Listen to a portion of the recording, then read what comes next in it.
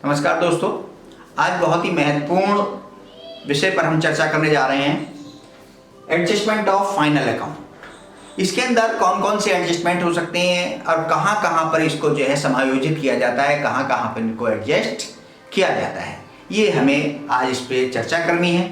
सबसे पहले हमारा आ जाता है एक एडजस्टमेंट आउटस्टैंडिंग एक्सपेंसेस। ध्यान रहे ये एडजस्टमेंट कहाँ मिलते हैं आप लोगों को, ये जब हमारा जो ट्रायल बैलेंस यानी कि क्वेश्चन कहेंगे या ट्रायल बैलेंस कहेंगे, उसके नीचे जो उससे अतिरिक्त चीजें होती हैं वो उसके नीचे लिखी जाती हैं और उनको फिर हमें समायोजित करना होता है। ध्यान रहे कि समायोजित जो भी हम चीज करेंगे वो डबल इफेक्टेड होती है। डबल इफेक्टेड मीन्स यानी कि दो जगह उसको लिखा जाएगा, क्या या तो हम P&L अकाउंट में या ट्रेडिंग अकाउंट में लिखेंगे या उसके बाद जो है हमारा फाइनल अकाउंट में लायबिलिटीज में और एसेट्स में इसको लिखा जाएगा। इस चीज का हमें विशेष ध्यान देना है कि हमें दो जगह इसकी एंट्री करनी है। तो सबसे पहले हमें यह समझना होगा कि ये आउटस्टैंडिंग एक्सपेंसेस होते क्या हैं, किसे हम इनको आउटस्टैंडिंग एक्सपेंसेस कहते हैं, ये समझना होगा। ये हमारा जैसे आउटस्टैंडिंग वर्ड दे रहा है तो इसको हम कहते हैं देना बाकी है या अदर व्यय के नाम से भी हम इसको जान सकते हैं। अदर व्यय या देना बाकी हम इसको कह सकते हैं। तो ये हमारे पास दो चीजें होती हैं कि हमारे पास बात आ जाती है आउटस्टैंडिंग एक्सपेंसेस, देना बाकी। जैसे हमारे पास इसमें ये शो हो रहा है कि देना बाकी है, तो देने से मतलब सीधा सीधा दिखाई दे रहा है कि अभी पैसा हमने किसी को दिया नहीं है। सामान्यतः ये हमारे पास वेजेस में और सैलरी में ऐसा होता है कि हम जब सैलरी देते हैं तो ऐसा कोई जरूरी नहीं है कि हम उसका सारा पेमेंट पूरे साल का कर दें। कई बार क्या होता है कि हम सैलरी देते जा रहे हैं लेकिन जो है लास्ट के मंथ में किसी वजह से सैलरी हम पेड नहीं कर पाए, या वो व्यक्ति LWP चला गया या कोई और दूसरी छुट्टी चला गया, मेडिकल चला गया, ये बहुत सारी समस्याएं हमारे सामने हो सकती हैं, या हम किसी कारणों से उसका जो है भुगतान नहीं कर पा रहे हैं। जब नहीं कर पाते हैं तो वो हमारे पास ड्यूज हो जाते हैं दूसरे के अदर, यानी कि हमारी एक लायबिलिटीज हमारे ऊपर बढ़ जाती है। एक एक्सपेंसेस जो अभी हमने किया नहीं है उस एक्सपेंसेस को हमें शो करना होता है। जैसे मान लीजिए जो है हमारे पास किसी को सैलरी हमने जो देनी थी, 12,000 रुपए सैलरी देनी है किसी को, तो 12,000 रुपए सैलरी देनी है टोटल, यानी कि मान लीजिए 1,000 रुपये महीने का हमने छोटा सा एक लड़का कोई रख रखा है, उसको हमें 12,000 रुपये सैलरी देनी होती है। हर महीने 1,000 रुपये देते हैं। लास्ट के मंथ में या कभी भी ऐसा पोजीशन आई कि हम 2 महीने की उसकी सैलरी नहीं दे पाए अभी, तो जो हमारे जो जनरल एंट्रीज की, पोस्टिंग की, ट्रायल बैलेंस बनाया, उसमें तो 10 महीने की सैलरी की बातें होंगी, यानी कि उसमें हमने दिखाएंगे 10,000 रुपए के ही हम दिखाएंगे डेबिट पक्ष में, लेकिन एक्चुअली में जब नीचे देखेंगे भाई उसके तो ड्यूज बनते हैं कितने, 12,000 रुपया, यानी कि 2,000 रुपए भी देना बाकी हैं, अभी तक हमने दिए नहीं है। तो अब हम क्या करें, जब फाइनल बनाते हैं, बनाएंगे फाइनल अकाउंट बनाएंगे तो 3 अकाउंट मेंटेन करते हैं, trading account, profit and loss account और बैलेंस शीट। अब इसमें देखेंगे कि सैलरी कहाँ डाली जाती है, तो आप जैसे भली बात ही जानते हैं सैलरी जो है हम किस में डालते हैं, P&L अकाउंट में डालते हैं। तो यहाँ पर हमने ये है सैलरीज लिख देते हैं, सैलरीज हमने लिख दी इसकी, तो सैलरीज हमारे पास कितने की हुई, ये हमने अंदर ही लिखते हैं 10,000 रुपए तो हम पेमेंट कर चुके हैं इसके, लेकिन अभी हमें 2,000 देने बाकी हैं, तो हम यहां पर क्या लिखेंगे, प्लस कर देंगे आउटस्टैंडिंग एक्सपेंसेस के नाम से लिख देंगे 2,000। तो अब हमारे पास टोटल कितनी सैलरी हो जाती है कि टोटल 12,000 रुपए हम यहां पर शो करेंगे P&L अकाउंट पे। अब 2,000 रुपए अभी तक तो हमने दिए नहीं है, तो दूसरे के हमारे ऊपर हो जाते हैं, तो लायबिलिटीज में जाकर के हम यहाँ पे जो लायबिलिटीज वाला कॉलम है यहाँ पर आउटस्टैंडिंग एक्सपेंसेस करके या ऑन सैलरी लिख करके हम लिख देंगे 2,000 रुपया। तो अब ये हमारे पास जो हो जाता है ये समायोजन बन गई, समायोजना हो गई है, एडजस्टमेंट हो गया, यानी 2,000 रुपए को हमने एक एडजस्ट कर दिए। तो इस प्रकार से सारी समायोजनाएं जहां जहां भी इफेक्टेड होती हैं वो उस तरीके से हम लिखते हैं। अब दूसरी हमारे पास आ जाता है बिल्कुल इसी तरीके से, इसका जस्ट ऑपोजिट हमारे पास है प्रीपेड। प्रीपेड को हम क्या कहते हैं, किसको कहते हैं, पूर्वदत्त व्यय के नाम से हम इसको जानते हैं, जिसको आप कहते हैं पूर्वदत्त व्यय, यानी कि एडवांस में अब हमने भुगतान दे दिया है। खास तौर से इंश्योरेंस में ऐसा बहुत होता है, टैक्सेस में ऐसा होता है कि हम एडवांस पेमेंट उसका कर देते हैं। तो एडवांस पेमेंट हम कर देंगे तो अब उसका क्या करेंगे, तो हमारा पैसा किसी दूसरे के पास हो गया। आज तक के जितने एक्सपेंसेस हैं उतने ही हम इसमें लिखेंगे। तो वो कौन से हमारे पास प्रीपेड हो सकते हैं, जैसे इंश्योरेंस का मान लीजिए, इंश्योरेंस की प्रीमियम हम जो देते हैं मोस्टली साल भर की देते हैं। हम जो अपना अकाउंट मेंटेन कर रहे हैं 1 जनवरी से लगा के 31 दिसंबर तक का कर रहे हैं। हमने मान लीजिए जो है वो जो है जुलाई में 1 जुलाई को हमने कराया है इंश्योरेंस, 12,000 रुपए हमने पेमेंट कर दिया। अब जब हिसाब किताब लगाया गया और हम पेमेंट वो कब कर रहे हैं, अकाउंट कब मेंटेन कर रहे हैं, 31 दिसंबर को। 31 दिसंबर में हमने देखने के बाद नीचे समझने में आया कि भाई ये तो जो था प्रीपेड हो गया, इंश्योरेंस तो अगले 6 महीने तक का हो गया।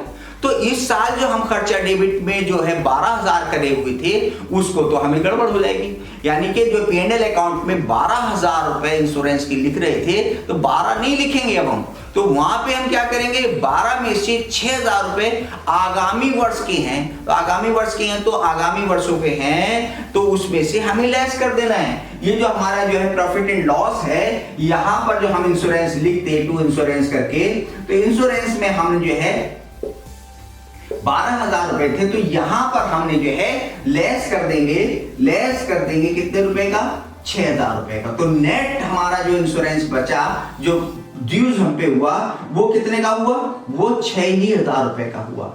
अब ये 6,000 रुपए जो थे, ये वाले 6,000 रुपए कहां चले गए, हमारे पैसे बीमा कंपनी के पास जमा हो गए। तो क्या बन गए, वो हमारे एक एसेट्स बन गया, एक हमारी वो संपत्ति बन गई। तो इसलिए उसको हम कहां डालेंगे, उसको जो हम जो बैलेंस शीट बनाते हैं, बैलेंस शीट के एसेट्स पक्ष में हमें यहां पर डालने हैं। तो यहां पर हम लिख देंगे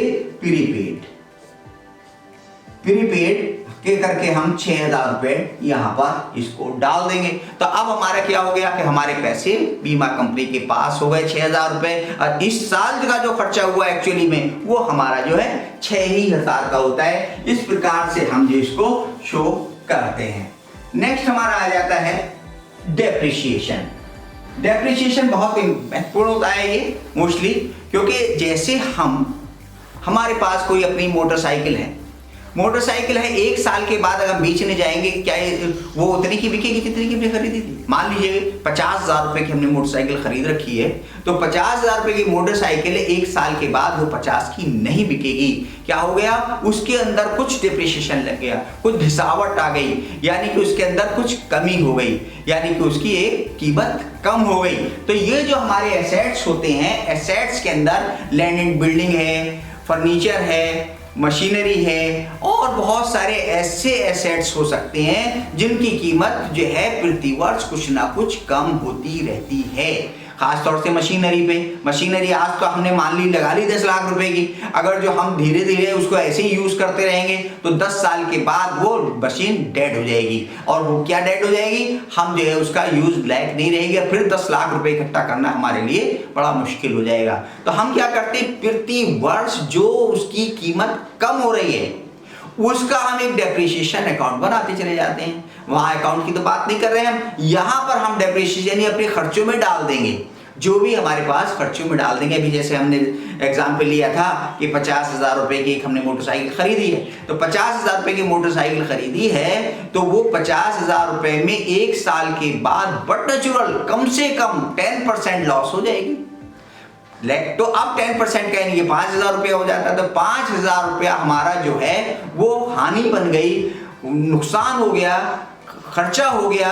तो इसलिए P&L अकाउंट के डेबिट पक्ष में 5,000 रुपए हमें वो डालने होंगे, और जो हम जो संपत्ति को जो 50,000 रुपए के लिए बैठे थे उसमें से वो 5,000 रुपए हमें लेस करने होंगे। तो जैसे अब हमारे पास फिर यहीं पे आ जाते हैं बैलेंस शीट में एसेट्स पक्ष में हमारे पास आए एसेट्स में, तो यहां पर जैसे हमने मोटरसाइकिल लिखी थी कितने की, 50,000 रुपए की लिखने जा रहे थे हम, लेकिन लेस करेंगे हम यहां पर कितना लेस करेंगे, लेस कर देंगे 10% के आधार पर, तो ये 5,000 रुपए ले घटा दिए तो कितनी बचती है हमारे पास नेट। अब हमारे पास वो बचता है 45,000 रुपए की मोटरसाइकिल बची।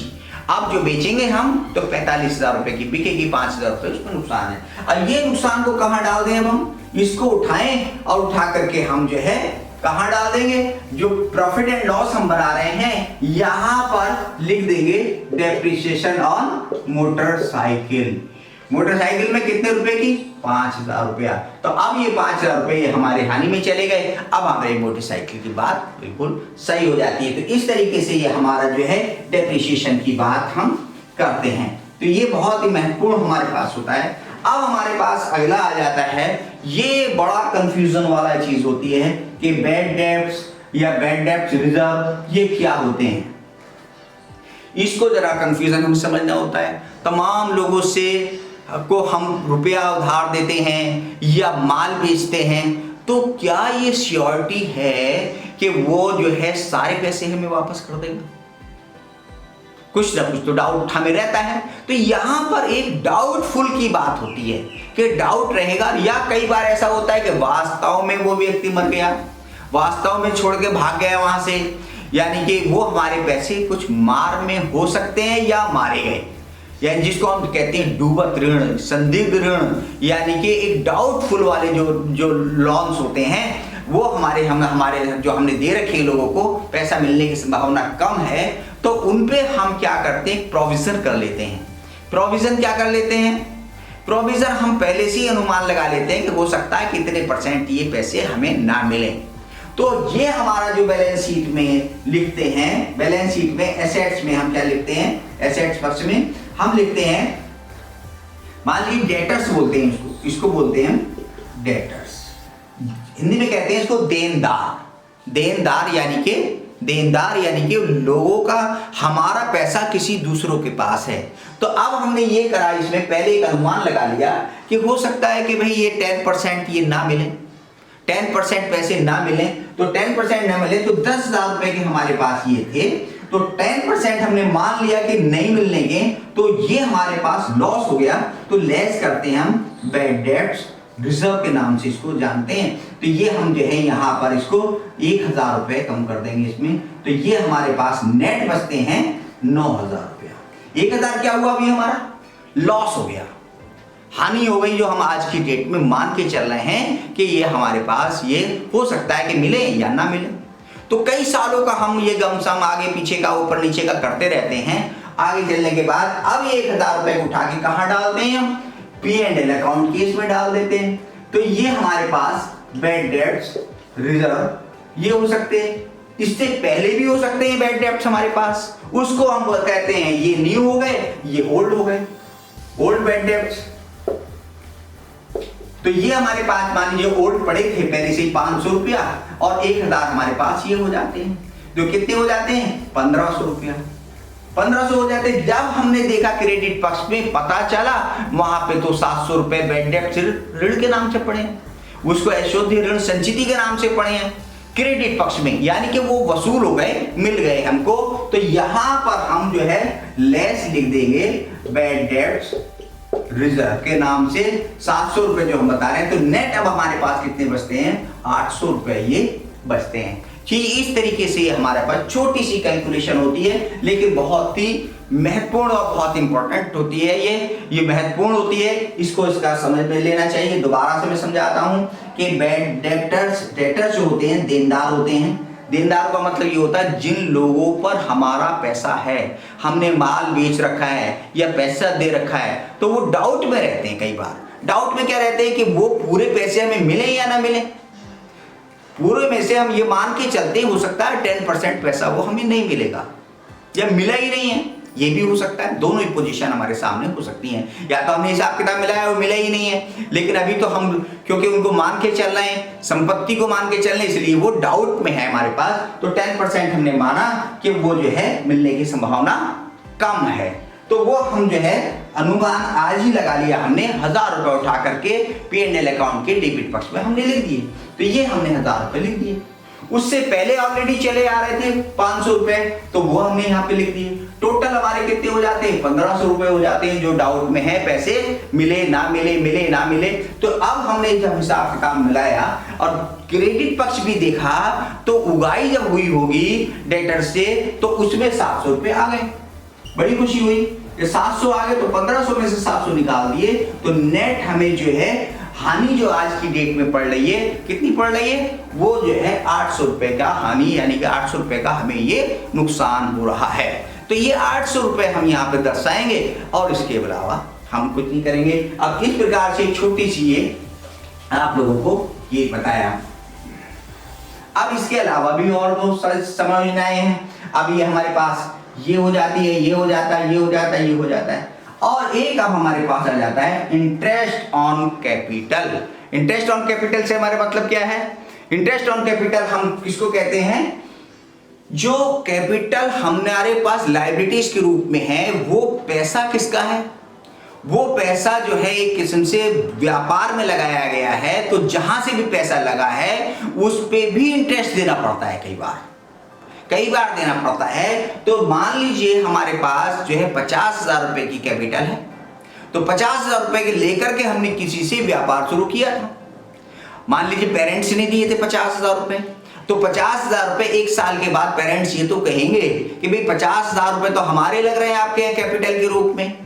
बोले ठीक है, तो 50,000 रुपए लग रहे हैं, तो ये क्या होगा भाई, 5% का भी अगर हमने इंटरेस्ट लगाए इस पे, तो कितना हो गया, तो हमारा 50,000 रुपए यानी कि 2500 रुपए हो गया। तो आज की डेट में उनके जो 50,000 रुपए थे, बट नेचुरल 2500 जोड़ दे तो कितने हो गए, 52,500 रुपए हो जाते हैं। तो इंटरेस्ट ऑन कैपिटल को इसमें जोड़ा जाता है और ये 2500 रुपए हमारे व्यापार का लॉस हो जाता है, हानि हो जाती है। तो इसको जो है हम जो है हानि में डाल देंगे, यानी कि P&L अकाउंट के डेबिट पक्ष में डाल देंगे और उसको उठा करके उसमें जो डालेंगे, उसमें जो लायबिलिटीज में लिखते हैं, लायबिलिटीज में कैपिटल लिखते हैं, कैपिटल में जो है हम इंटरेस्ट ऑन कैपिटल को जोड़ करके लिख देते हैं। तो ये एग्जाम्पल हमने आपको बताया।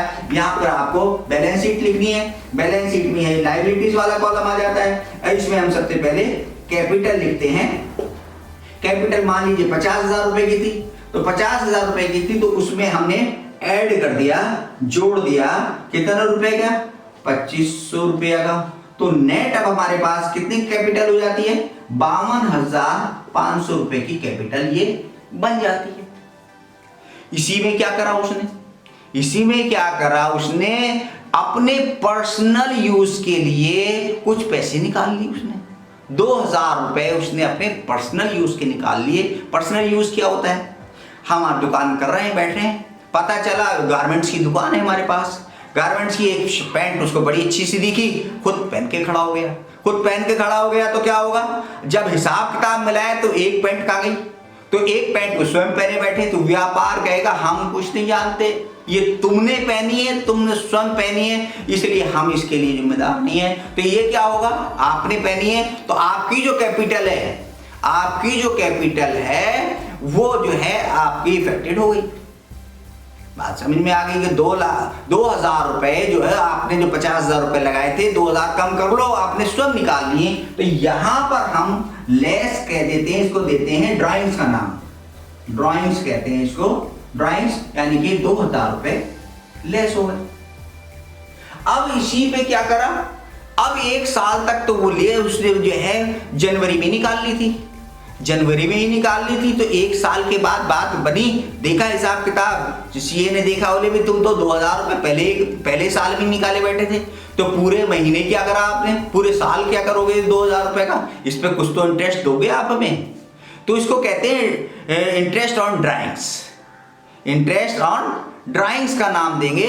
तो वहां पर क्या हो गया, अगर 10% का इंटरेस्ट लगाया तो 200 रुपए और बढ़ गए, 200 रुपए और बढ़ गए, तो ड्राइंग्स कितना हो गया अब हमारा, ड्राइंग्स हमारा हो जाता है 2,200 रुपया। यानी कि ये जो 2,000 रुपए था, 2,000 रुपए से बढ़कर के कितने का हो गया, यहां हम लिखेंगे अब 2,000 तो ड्राइंग्स है ही, और ऐड अब इसमें इंटरेस्ट कर देंगे, इंटरेस्ट ऑन ड्राइंग्स, कितने रुपया, 200 रुपया। तो तो अब हमारा जो यहां जो लेस होना है ये 2200 रुपए होना है, ना कि 2000 होना है। अब नेट हमारे पास आ जाते हैं, ये हमारे पास आ जाएंगे 50,300 रुपए। अब हमारे पास ये कैपिटल बचती है 50,300 रुपए, ये कैपिटल बचेगी। और ये 200 रुपए क्या हुआ, ये 200 रुपए हमारे व्यापार का एक लाभ हो गया। तो P&L अकाउंट के में क्रेडिट पक्ष में इंटरेस्ट ऑन ड्राइंग्स के नाम से हम डाल देंगे 200 रुपए, ये हमारा एक प्रॉफिट कहलाएगा, ये प्रॉफिट कहलाएगा। लेकिन इंटरेस्ट ऑन कैपिटल वो हमारा डेबिट पक्ष में जाएगा, इस चीज का हमें ध्यान रखना है। तो ये जो मैंने लिखा था नीचे, ये इंटरेस्ट ऑन ड्राइंग्स और इंटरेस्ट ऑन कैपिटल, ये दोनों चीजें आपकी क्लियर हो जाती हैं। तो अब ये समझ लीजिए कि ड्राइंग्स पे भी इंटरेस्ट हमको देना पड़ता है, ये नहीं मुफ्त में कोई काम नहीं होता है। जब हम इंटरेस्ट लेते हैं तो इंटरेस्ट देते भी हैं, इस चीज का हमें विचार करना पड़ता है। अब हमारे पास आ जाते हैं एक्रूड इनकम, अर्न इनकम भी हम इसको कह देते हैं कई बार। अर्न इनकम, अर्न इनकम का मतलब ये हो गया कमीशन जो है हमें जो है मिलना था, लेकिन अभी वो मिला नहीं। हमें जो कमीशन जो है मिला है, कमीशन मिला कहीं से, अर्न इनकम हो गया। तो कमीशन हमारा P&L अकाउंट में डालते हैं। कमीशन हमारे पास जो है पता चला 5,000 रुपए कमीशन मिला हुआ है, लेकिन पता चला कि अभी हमें 1,000 रुपए मिलना बाकी है और मिलेगा, उसको हम बोलते हैं एक्रूड इनकम हमारे पास हो गई, अर्न इनकम हो गई, जो अभी हमें नहीं मिली है, नहीं मिली है। तो अब हमें जो है इसमें जो 500 रुपए था, 500 रुपए और जोड़ दिया जो हमें मिलना बाकी है। तो पूरा हमारा पास जो इनकम हमारी ये हो जाती है कंपनी की, वो 5,500।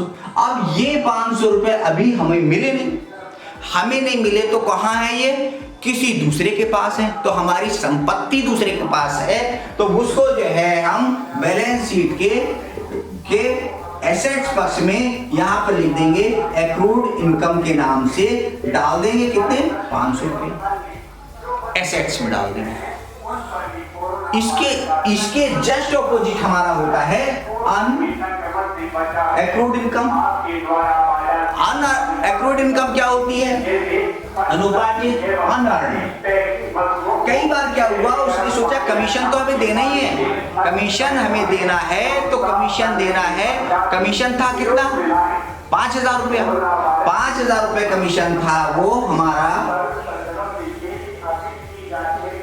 5,000 में अभी हमें मिला है 3,000, 3,000 अभी हमें कमीशन वो मिला है। तो ऐसी पोजीशन में हम क्या करें, इसको हमें समझना होगा। वो एक तो हो गया हमारे पास अनअर्न्ड, अब हमने जोड़ दिया उसके अंदर। दूसरा अब हमारे पास हो गया जो जस्ट उल्टा, यानी कि दूसरे का हमारे ऊपर कमीशन आ गया, यानी कि उसने हमें दे दिया 5,000 रुपए, लेकिन एक्चुअली में जो था वो कमीशन 4,000 रुपए था, 4,000 रुपए था कमीशन, लेकिन वो हमें मिल गया 5,000। तो क्या हो गया, यहां पर अनअर्न्ड हो गया। ये कमीशन जो मिला है हमें, कमीशन जो मिला हमें 5,000, लेकिन एक्चुअली में कितना का था, 4 का। तो यहां पर हम लेस करेंगे कि 1,000, तो नेट हमारे पास हो जाता है 4,000। अब ये 1,000 रुपया पैसा जो था दूसरे का हमारे ऊपर हो गया, तो लायबिलिटीज बन गई, इसलिए इसको यहां पर बैलेंस शीट के उसमें हम जो है लायबिलिटीज में डाल देंगे अनअर्न्ड कमीशन के नाम से, अनअर्न्ड कमीशन के नाम से हम डाल देंगे, कमीशन के नाम से डाल दिया हमने 1,000 रुपया। तो ये हमारा लायबिलिटीज के नाम से बन जाता है। इस प्रकार से ये हमारा एक जो है एडजस्टमेंट और हो जाता है। अब इसी तरीके से डिस्काउंट ऑन क्रेडिटर्स होते हैं। डिस्काउंट ऑन क्रेडिटर्स क्या होते हैं, जिन लोगों को हमने माल खरीद रखा है या दूसरे लोगों का माल हमारे पास है, दूसरे लोगों के पैसे हमारे पास हैं, तो उसमें क्या होता है, कई बार क्या होता है कि उसका हमें जो है जल्दी जल्दी भुगतान के चक्कर में, या टर्म एंड कंडीशन ये कहती हैं कि भाई इतने टाइम में आप इसका भुगतान कर दोगे तो आपको जो है 10% छूट मिलेगी, इसके 10% छूट मिलेगी। कई बार क्या होता होगा, आप लोगों ने देखा होगा कि जो है इसमें बिजली विभाग में, बोले भाई बिजली का बिल जमा कर दोगे आप उस तारीख तक तो आपको इतने % की छूट मिल जाएगी। तो इसी तरीके से हमारा व्यापार में भी होता है, यह टर्म एंड कंडीशन में होता है कि वो होता है डिस्काउंट ऑन क्रेडिटर्स, यानी कि लेनदारों पर जो है छूट है। कितने, मान लीजिए 10%। 5,000 रुपए हमारे क्या है, क्रेडिटर्स हैं। काय में आते हैं, बैलेंस शीट में आते हैं क्रेडिटर्स। ये हमने क्रेडिटर्स डाल रखे हैं यहाँ पर, क्रेडिटर्स यहाँ पर हमने 5,000 रुपए लिख रखे हैं। लेकिन क्या पता हमने देखा कि क्रेडिटर्स पे 10% छूट का प्रावधान हो गया, तो क्या हुआ, ये अगर लेस, अब हमें कितने देने पड़ेंगे, 500 बट्टे छूट कम देने पड़ेंगे, छूट मिल गई, लेस डिस्काउंट ऑन क्रेडिटर्स 10%। ये तो अब हमारे पास जो है हम कितने देंगे उसको, हम देंगे 5,000 की जगह 4,500 रुपया। तो 500 क्या हुआ, हमें 500 रुपया हमें एक लाभ हो गया।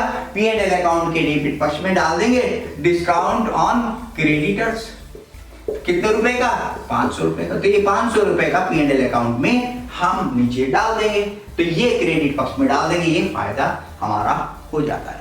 बिल्कुल द सेम, जस्ट ऑपोजिट इसका हो जाता है।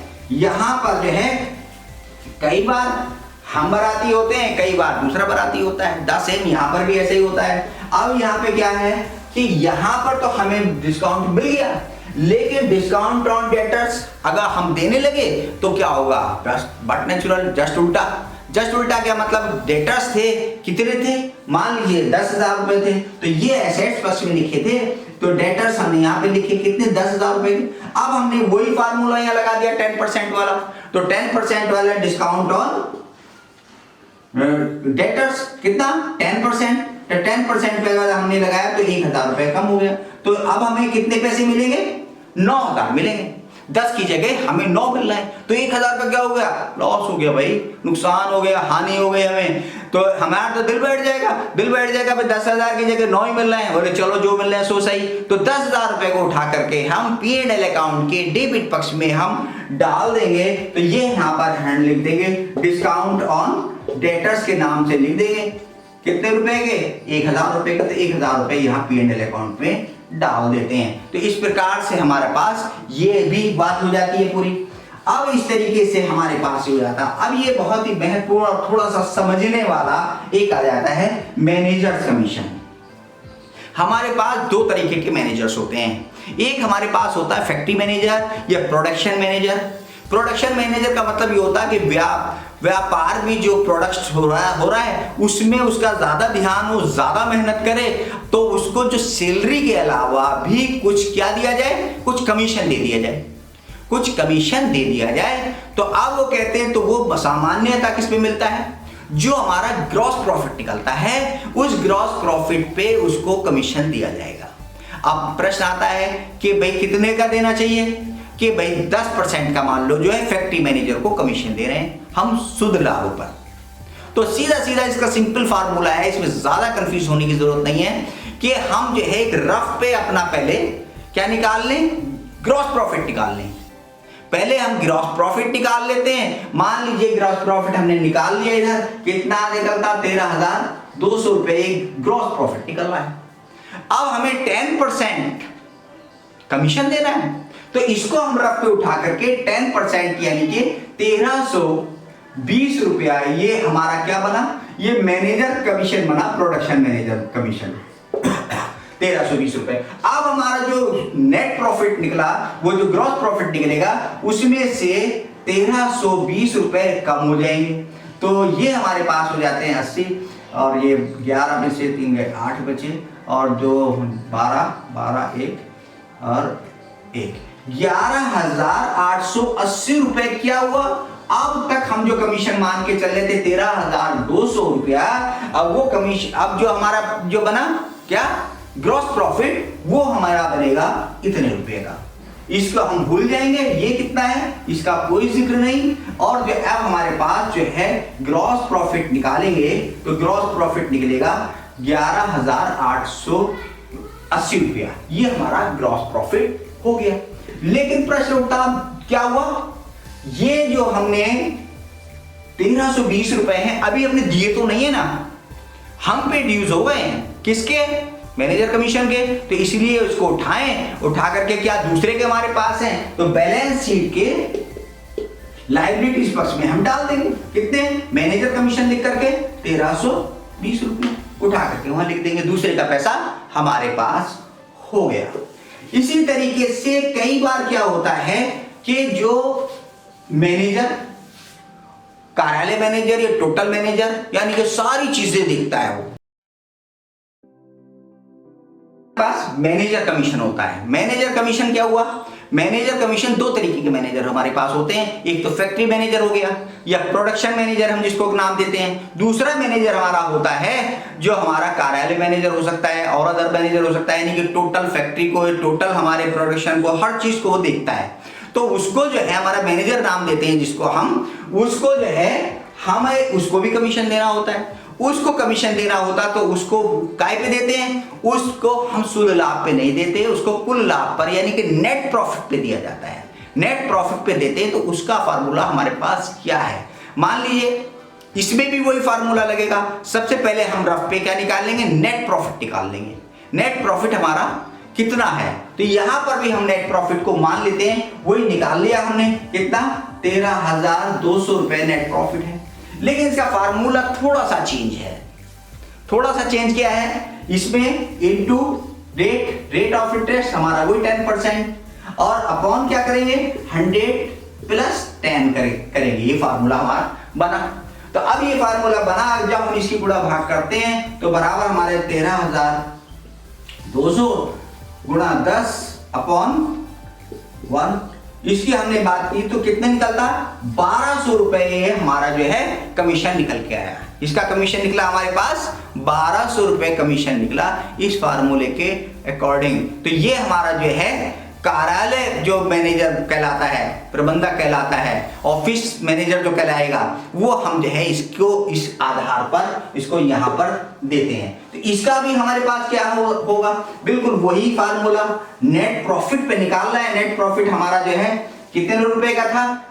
13,200 रुपया। उसमें से हमने लेस कर दिए 1200 रुपया, तो 13,200 में से और हमने जो है 12,200 निकाल दिए, तो ये 12,000 रुपए निकाल देते हैं, तो 1200 रुपए निकाले, तो ये हमारे पास 200 और जो है हमारे पास 2 और ये 11,200 रुपए हमारे पास ये बच जाते हैं। तो इस तरीके से हमारे पास ये 13,200 है और 1200 करते हैं, तो नेट हमारे पास बच जाते हैं 1200 रुपया। तो 1200 रुपए को हमने क्या करा? ये हमने जो नेट प्रॉफिट में हमने डाल दिया, यहां पर लिख देंगे जो है ऑफिस मैनेजर हमारे पास है, मैनेजर का कमीशन है कितने रुपए का? 1200 रुपया का। अब उसके नीचे जो भी नेट प्रॉफिट आएगा वो अदर है। अब ये 1200 रुपए अभी हमने दिए नहीं है, तो बैलेंस शीट के वही लायबिलिटीज पक्ष में यहां पर हम लिख देंगे 1200 रुपया। ये हमें अभी देने बाकी हैं। इस प्रकार से हमारा जो है ये एडजस्टमेंट आते हैं। सामान्य से यही आते हैं, लेकिन एक बहुत महत्वपूर्ण हमारा जो है एडजस्टमेंट अभी रह रहा है, जिसको हम जो है बोल रहे हैं, ये क्लोजिंग स्टॉक। सबसे पहले हम ये हाईलाइट कर लें, what is closing stock. Closing stock कहते किसको हैं?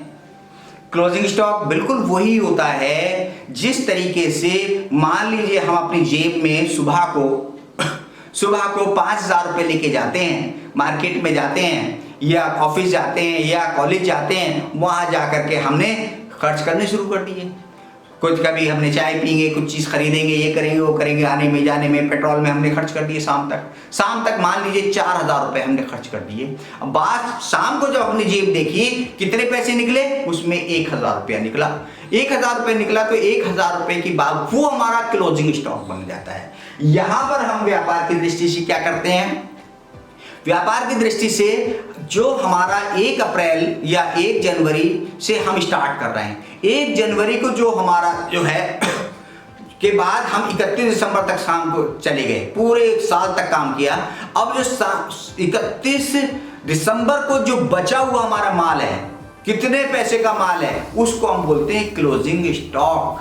वो बाद में निकलता है, लास्ट में जो है 31 दिसंबर को देखा होगा आप लोगों ने किसी कपड़े की दुकान में, तो पता चला वो अपना कपड़ा माप रहा है, अपना जो है नाप रहा है उसको, कपड़े को बाद में उसकी कीमत निकाल रहा है कि अब हमारे पास इतने रुपए का शेष माल है, इतने रुपए का कैश है, इतने रुपए का बैंक है, इतने का एसेट्स है, इतने की लायबिलिटीज है। तो टोटल क्या निकालेगा वो?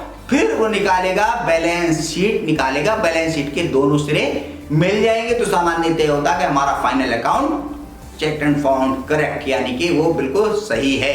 तो अब वो जो है क्लोजिंग स्टॉक शाम को निकलता है, लास्ट में निकलता है, तो वो क्लोजिंग स्टॉक हम जो है इसमें कहां डालते हैं? ट्रेडिंग अकाउंट के क्रेडिट पक्ष में, यहां पर क्लोजिंग स्टॉक डालेंगे और जितना भी हमारे पास है वो हम डाल देंगे। और ये क्लोजिंग स्टॉक बैलेंस शीट में भी डाला जाता है, क्लोजिंग स्टॉक यहां पर भी डालेंगे। मान लीजिए यहां पर 10,000 रुपए हमने क्लोजिंग स्टॉक डाला है, तो यहां पर भी वो 10,000 रुपए डाले जाएंगे, तो क्लोजिंग स्टॉक। और नेक्स्ट डे यानी कि अगले दिन जब वो व्यापार हमारा ओपन होता है, अगले दिन यानी कि हमने 31 दिसंबर को बना रहे हैं, तो नेक्स्ट डे हमारा कब होगा ओपन?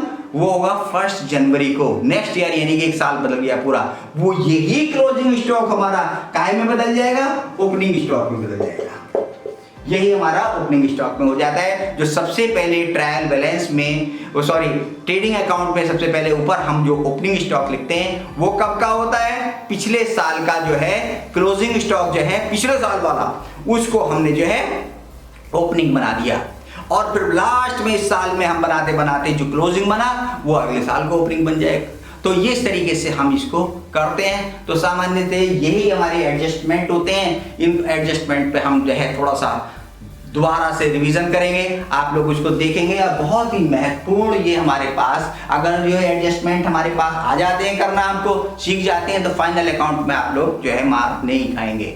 और जहां तक मैं समझता हूं आप लोगों के समझ में आया होगा, और आप इसको रिवीजन करेंगे। जब तक आप अपने आप इसके क्वेश्चन नहीं लगाएंगे तब तक आपके समझ में भी आने वाला नहीं है, ये भी आपका पक्का है। इस पे आप लोगों को प्रैक्टिस करनी है, क्वेश्चन लगाने हैं, उसको एक क्वेश्चन एक बार लगाने के बाद उस क्वेश्चन को दोबारा लगाना है।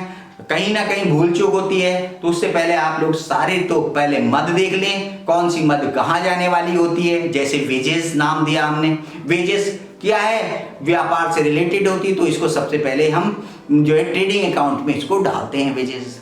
कई बार बड़ा कंफ्यूजन वर्ड हो जाता है, सैलरीज एंड वेजेस या वेजेस एंड सैलरी। तो जो वर्ड पहले होता है आधा आधा नहीं करना हमें। मान ले वेजेस एंड सैलरी है, सैलरी कहाँ जाता है? P&L अकाउंट में जाता है, तो P&L अकाउंट में जाता है। मान ली 5,000 रुपए में दोनों चीजें आ रही, वेजेस एंड सैलरी। तो अब हम इसको वेजेस में डालेंगे, ना कि आधा हिस्सा हम नीचे सैलरी में डालेंगे ना, ऐसा नहीं करेंगे, इसको हम ऊपर ही डालेंगे।